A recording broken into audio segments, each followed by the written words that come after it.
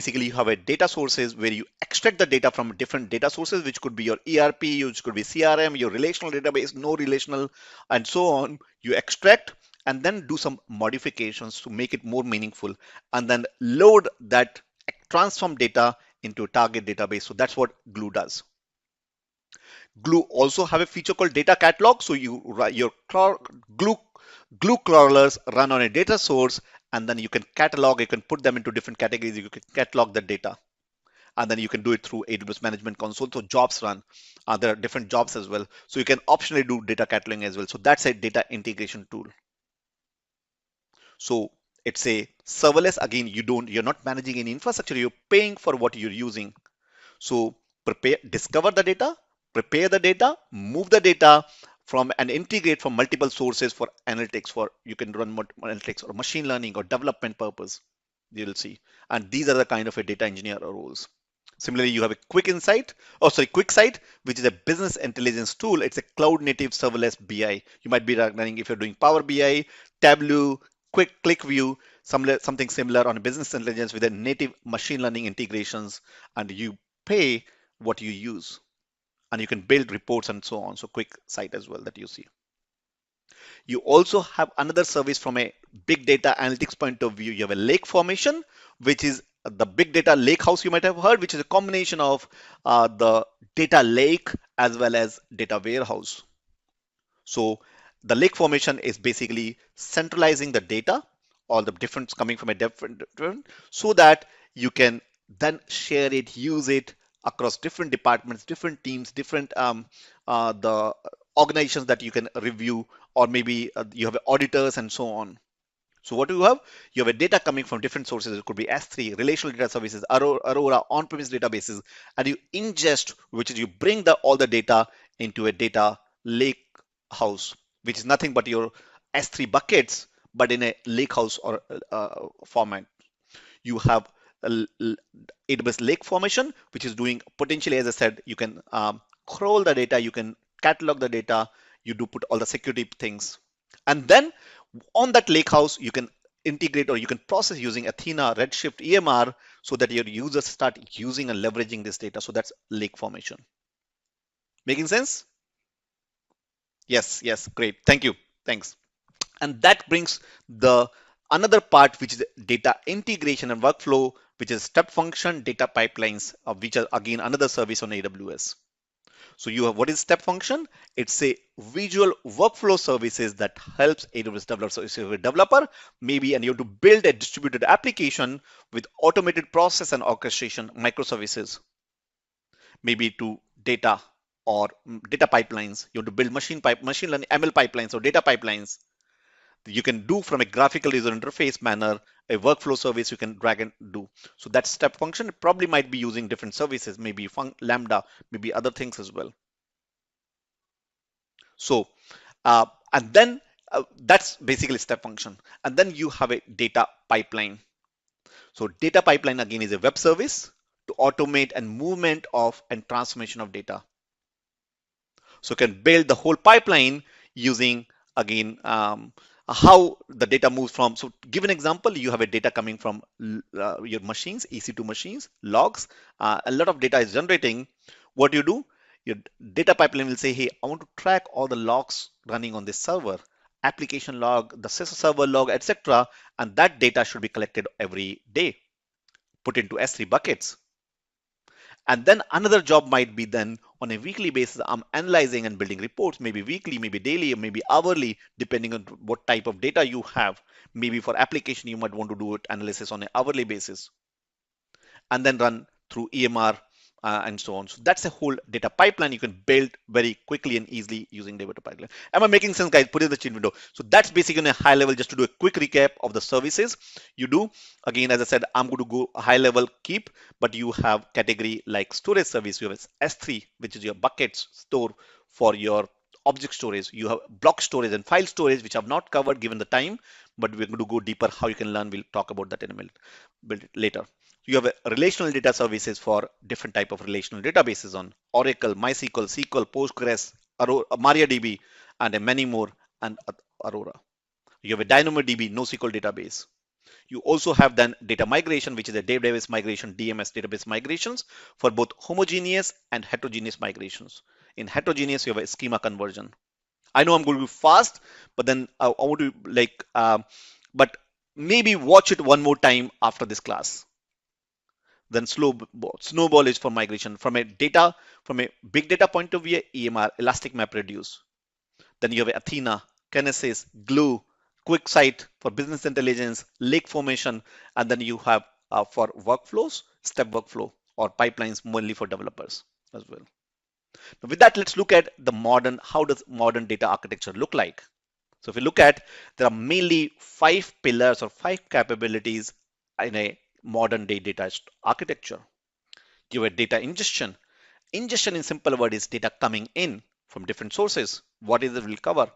Then once data coming in, you need to build a data lake, which is where you have a central place, which is a lake where, let's suppose in a simple terms, you remember your water coming and stored in a lake. Like that, your data coming in a lake, which could be a lake house, which is a data warehouse and a data lake combination of that.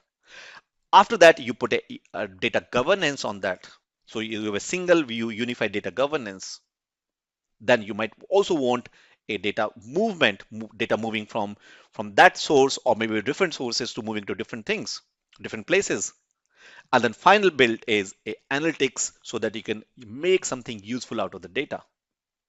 So if you look at this architecture, you have data coming from different sources. It could be SQL database, NoSQL database, file shares, your on-premise devices, SaaS applications, media files, logs, plenty of data, and coming into data ingestion using different services. As we saw, data migration service, data sync, Kinesis, Kafka, streams for Kafka, IoT devices, and other services available. And that data goes into through maybe S3 buckets, lake formation. And then you use for data movement, you use tools like AWS Glue. And then you run analytics using maybe Kinesis has itself a data analytics tool. You have a QuickSight, which we saw earlier. You also have, you might be using it for Aurora, Redshift. Redshift is a data warehouse solution. And you also can use the machine learning, which is your SageMaker and so on, AI services on this. So that's a modern day architecture look like. Again, as I said, there's a lot deeper. I'm giving you a 30,000 bird's eye view so you understand these things. And then you have a data pipeline. So what is a data pipeline? Your whole process of setting up that from start to end. So data ingestion, orchestration, cataloging, data processing, and then who is the different set of users who are using this data so that you again finally feed into data store. So whole end-to-end process of data pipelines. So in data ingestion, as I said earlier, data coming from different systems, maybe ERP, CRM, finance systems, transactional systems, or they're coming from on-premise databases or data stores. So that's one set of data, or maybe SaaS applications going and storing into S3. And then from S3, your Glue, they're stored and using maybe Glue workflows or step functions. You move the data onto the different, you orchestrate and do some processing on the data. You might want to optionally do a crawl the data so that you catalog, you put them into different categories, you assign cataloging the data. And then, so that's one set of data. You have another set of data, which is a real-time streaming data. We saw earlier real-time, maybe for IoT devices, your mobile devices, coming from maybe cars, houses, household devices, giving the data. And that goes into through Kinesis or maybe managed stream for Kafka, Apache management stream from Kafka, sorry, and then going into the data processing, your Glue, through the Glue streaming service, going to the Glue Studio, and then some jobs running, and then all these things may be used by different actors or roles, which I said job roles: data analysts, data scientists, developers, data engineers, data managers, data architects, and then they're fed back maybe onto, for example, Redshift is data warehouse solution, S3 data lake, which we saw. It could be Aurora, DynamoDB, RDS, OpenSearch, and so on. So that's how you build, and again, as I said, is given the time, you go deeper and build these data pipelines. So to take an example, here's just one a very simple. I'm keeping it simple because otherwise I don't want to complicate you by confusing, because it can become very, very complicated these. So here's an example of data pipeline from a financial industry who have to every quarter, every year, every couple of years, they have to do for a regulatory purpose, they have to report on to their auditors. So where they have to see the data which is being segmented, clean data. So because there's a huge data coming over difference, using you create a data cleaning pipeline. So you maybe using Glue, you put them into raw data into S3 bucket. From there, you do further processing and do the process data. And that process data maybe through, then you want to segment it, maybe depending on what kind of auditors you might segment into security related, maybe the some finance related, or maybe some other way you categorize them using maybe functions, Lambda, and then put it into different categories so that your reports can be generated and given for a lot of reporting and auditing purpose. Making sense, guys? Put in the chat window. Yes. Yes. Put in the chat window. Yes. Yes. Yes. Absolutely. Yes. Absolutely. Brilliant. Now, another example is for a data analytics, which is analyzing the data in healthcare industry. So how do it look like? This is a slightly more complicated, but then once you understand, these are all from use cases and actual use cases from the AWS that you see. So you have a data coming from different sources, and this is a role of a data architect or someone who will set these designs so that, and then depending on maybe a business user or maybe a data scientist or maybe a data analyst will building those reports, but we'll look at your data coming from different sources, maybe SaaS applications, maybe your on-premise data centers, maybe external sources, and then through different ways it ingest. It could be using FTP server, secure file transfers, or data exchange, or maybe we saw earlier the data movement. That's, or maybe data migration service or Snow family. You moved and ingested the data and then stored maybe on S3, maybe DynamoDB, maybe Lakehouse, and so on. And then catalog it again. We saw all this earlier, all these things, but then your analytics team can do query and reporting, but depending on different use cases. So maybe you're querying for for a particular business user, a use cases, or maybe depending on the type of users you have, you might use QuickSight as we saw earlier for business intelligence reporting. You might the data coming into custom apps so that it can give it to third party other systems, feed it to other systems, or you want to push the data for machine learning to read the data and build algorithms, generative AI for that. So that this is EC2 and BC virtual machines, then uses Amazon SageMaker, which is a machine learning tool. And behind bottom, as I said, you have a relational database or file share. I was talking about EFS and FSx. At the start, I was talking about this file share and your data scientist using them. At the bottom, you have your all the security, identity and access management, which is your users, groups, roles, policies. You have a KMS, which is a key management to encrypt the data and decrypt both at rest or in transit. You have a guard duty, Massey, config, audit trail, CloudWatch. These are all configuration management, different type of security tools that you see. So managing and security. So this is in a high level overview and architecture depending on the role you're playing. I've covered a lot, but it's on again, as I said, is so that you understand. Am I making sense, guys? Put the chat window and yes, yes. And also with that, let's begin to the certification. How many of you guys want to know about certification? Put the chat window certification. Yes, yes, yes. Brilliant. So let's look at the certification. Cert, just type cert. I can see yes, yes, yes. So as I said, I only have 30 more minutes remaining, so I want to do wrap up as quickly, but without cutting corners. I want to, and those who are still saying a lot, yes, I know it's a lot, but this is just to give an idea. It's totally possible and doable, and we'll cover that in a minute. Let's look at the certification part with that. So these are the various certifications. You have a foundation level certification. A lot of guys know, but there's a practitioner certification. Then you have associate level certifications. These are most in demand, especially that you see solution architect that you see, or sysops or developer and data engineer. So this is what we're going to focus today, data engineer. But then you also have a specialist, which is a networking, security, and machine learning. There used to be another two certifications, which were database and data analytics. that being merged now into data engineer because of the huge popularity of data engineer. And then you have professional certification. So I'm going to focus on here, this one, but put the chat window what all other certifications you want to see or what questions you have. Yeah. Oh yeah. Someone is saying the question is coming. Do I need to do practitioner certification foundation? Answer is no. You can directly go and appear for the certifications. So you can directly go and apply for data engineer certification without going practitioner. Practitioner is not required. It'll help, but not required. Okay, so but how you can get hold of the certification, I'll talk about that as well towards end. But let's look at first this data engineer certification. So it's a multiple choice questions like most of Oracle, like AWS certifications. It's a multiple choice questions. It's for 130 minutes. There are 65 questions. It could be either multiple choice or multiple responses. It could be one response or multiple responses.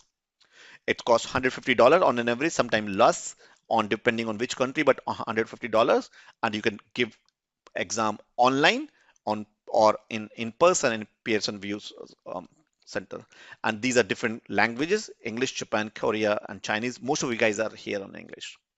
If you look at the content, what you're going to do, there are four main categories of or domain. You have a data ingestion and transformation, roughly around 34%. So biggest one in. Then you have the data store, which is the next number two, 26%. You have a data operations and support, 22%, and then security and governance, 18% least that you see. So in that, from a ingestion and transformation, how do you ingest the data? How do you transform? How do you orchestrate the data pipelines that we saw? And then any programming concept, by the way, we'll talk about those as well. Then you have a how do you store the data? You have a data store type we saw earlier. You have a cataloging, which we saw through Glue, crawlers. How do you manage the life cycle of the data, and then data models, and how does schema evolve, all those things. And then third, you have a data processing. You have data processing, analyzing and maintaining and monitoring the data pipelines. And the data quality, another very important topic. And then finally, security, you have authentication, authorization, encryption, masking, logging, auditing, and data privacy and governance, all about security. So these are the four main categories of possible. So I think certification is easy. We have tons and tons of guys who have done the certification. I will talk about that a little bit later. So certification is easy. The mistake people make, these are some of the guys who have done the certification. The mistake people do, I see people are making is that, hey, they focus too much on certification. If you're preparing for the job, then make sure you always give weightage on the hands-on knowledge, the hands-on and experience over the certification. Certification is always handy, but number two after the knowledge. We'll talk about that in a minute because I wanted to cover that particular part as well. So with that, we're going to move on the last and final part of this, which is a three-step framework, which before I tell you about all the hands-on lab and the project work and the guides that you should be performing, but put in the chat window that you're with me on a three-step framework. Say type three-step here. We're going to talk about these, the exist steps I've followed, built over a period of time, and then I've given it to my team uses, my clients uses, and hundreds and thousands of guys to get a result. Put in the chat window, three-step framework here. Great. I can see tons of three-step. Thanks, guys. Okay, so this is, as I said, is a simple three-step framework, and the step number one is you have to master the data. Skill is the most important thing. So master the data, and on specific to AWS Cloud, how to do what all things I'm going to learn. I'm going to explain that in a minute, step by step. With that, then make sure you complete a project. And not one, maybe one or two, depending on what kind of a job description you're getting, so that you can write in your resume as that project, say as an experience. A lot of guys struggle and come back and say, hey, I'm not getting interview calls because I don't have any experience. So you have to perform the project and write in your resume as that experience, as that maybe build a data pipeline, maybe migrate the databases. We'll see some of these what you can do. I'll give you an opportunity how you can get hold of all these things. So